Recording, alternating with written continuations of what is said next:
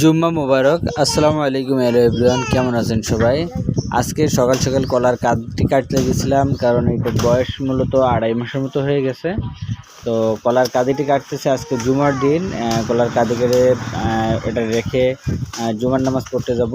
পাশাপাশি কলা গাছ দেখেন অনেক উপকারী। এই কলার পাতাগুলোও কিন্তু এখন কেটে পুকুরে দিলে মাছে খেয়ে ফেলবে, এমনকি কলা গাছটা কুচিয়ে দিতে পারলে সেটাও কিন্তু খেয়ে ফেলবে। আর বর্তমান সময়ে আমরা বাজার থেকে যে জিনিসগুলো কিনে খাচ্ছি সেগুলো কিন্তু বিষ।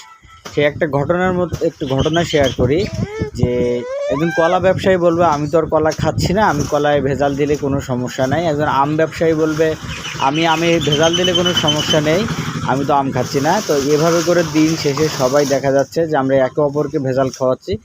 তো পরিশেষে আমি একটা কথাই বলবো, যে ব্যবসায় আপনাদের 2 টাকা লাভ কম হোক বা সামান্য লাভ নিয়ে দেখবেন যে আল্লাহ তাআলা বরকত দান করবেন।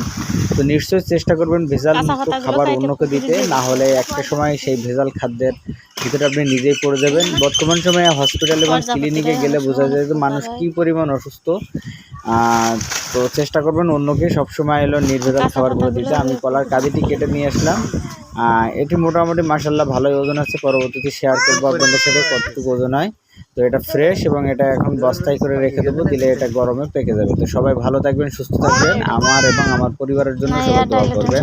আজকের মধ্যে এখানে বিদায় নিলাম। আল্লাহ হাফেজ।